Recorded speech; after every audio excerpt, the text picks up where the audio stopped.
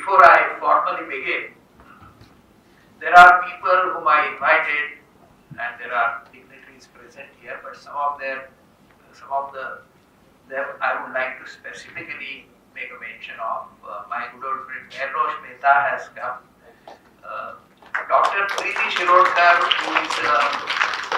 who heads Management Institute, is here. And Dr. Suchita Krishna Prasad, who is a well-known labor economist. She does a lot of projects for ILO also, and she recently retired as the head of economics department of Elphinstone College, is also here. Machindra, who is a alumnus of this institute, but he is a very big lawyer and very well-known lawyer. Harsha is here. So some of Arvind Chindewale, who is a well-known trainer and a good old friend, and Dr. Arvind Patil and Mr. Pandar Kame. Okay, Devdutt is here. So these are some of my people who are close to me, and thank you all for being here. Institute's director, Mr. Sati, dignitaries on dais, ladies and gentlemen. This is the most memorable and most important day of my life. The reason will be very obvious to all. We are formally launching my book, People at Work, the Untold Story of Labor Management Relations. We are doing this at this institute where I studied and obtained my postgraduate degree in labor studies way back in 1973, exactly 50 years ago. So it's a proud moment and it's an emotional moment for me. As I look back, a lot has changed in the 50 years. The textile mills, which were everywhere in 1973, have all vanished. In fact, all factories have vanished from Mumbai. High-rise apartments have come. Internet has changed the way we work, and it will change it even further. At this institute, sir, in my days, we used to discuss wisdom and intelligence of great people and great leaders. Nowadays, we discuss artificial intelligence. Everything has changed. It has changed radically since I passed this institute 50 years ago. But sir, one thing has not changed. And I would like to emphasize that, and my two colleagues on the dais will confirm it. It is our gratitude for this institution.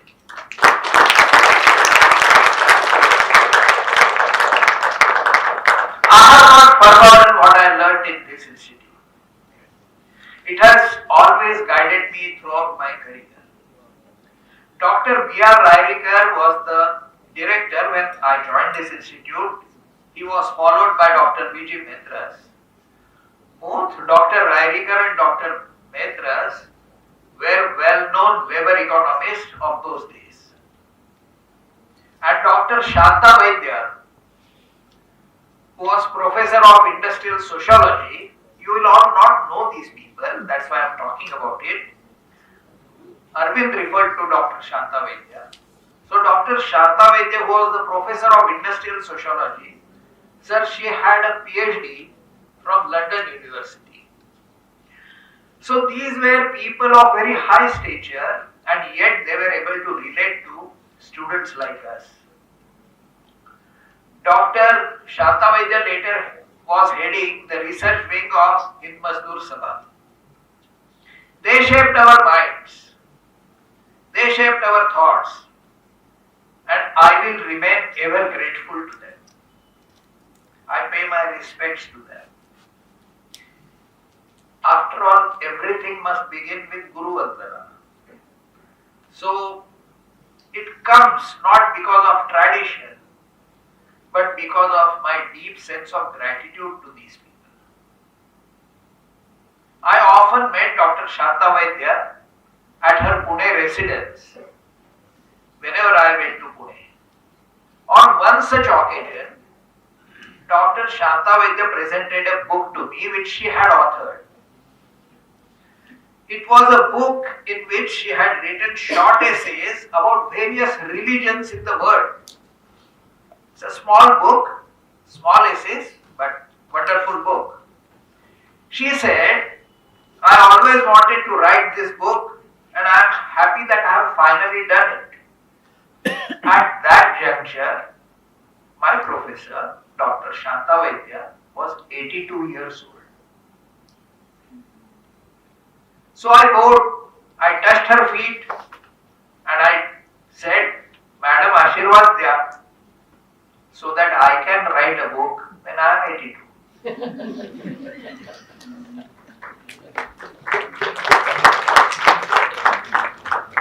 Her blessings must have worked because I have written this book when I am 72. And we are launching this book very formally at my alma mater. What more can one ask from life? This is all that one can get and ask for life. Mr. Iyer talked about learn, earn and return things. Okay? This is something I have talked very often.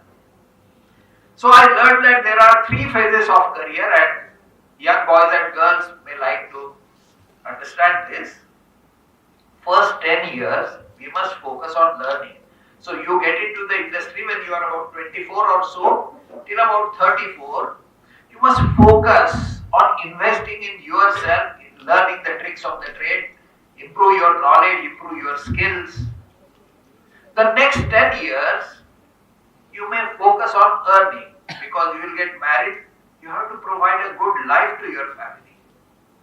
So first 10 years, learning, next 10 years, earning, and thereafter only returning. And returning means giving back to the society, leaving a legacy. That is the way to structure one's career. When you work for 20 plus years in your profession, that is learning and earning, you develop a certain viewpoint of what is right, what is wrong, and what needs to be done. All this ought to be told to the next generation in the remaining part of one's career. We must leave behind a legacy. My book, People at Work, The Untold Story of Labor Management Relations, is my contribution in that direction. This book represents my returning with gratitude to the society. It is also the culmination of my career in human relations and industrial relations. In my book, I have written about labor management relations. Much is written about managers and leaders in the businesses, in the business magazines, but rarely something is written about workers who form precariat. And precariat is a recently coined word. It's a portmanteau of precarious and proletariat. I am not a communist. The moment you hear the word proletariat, don't think of me as a communist.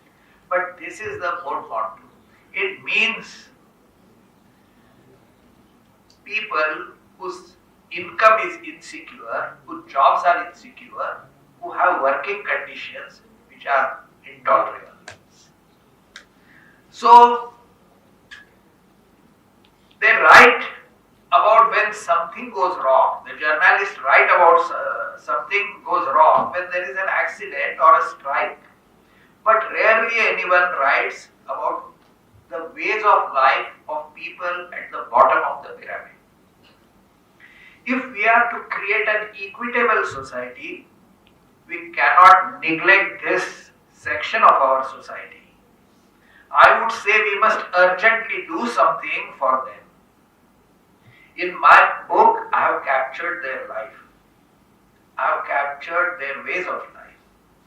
It was a moving experience to meet many workers, visit their homes and listen to their stories, quite elaborately explained by Arvind in his talk.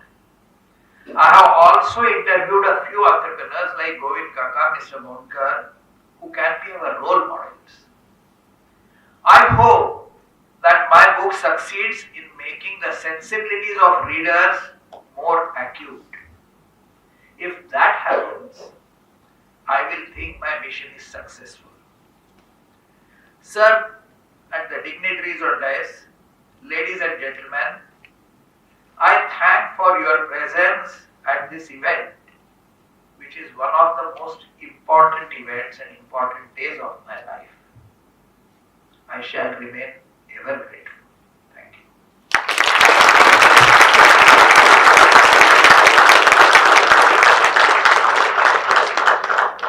Mr. Samant has requested me, saying in your speech, please emphasize about reading habits. Time is too short, Mr. Samant. But I offer, sir, if you permit me, I offer to take one session of the students on this subject. Before I close,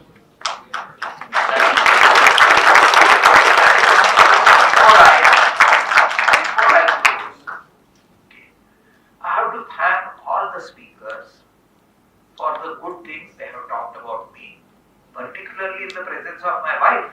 Thank you.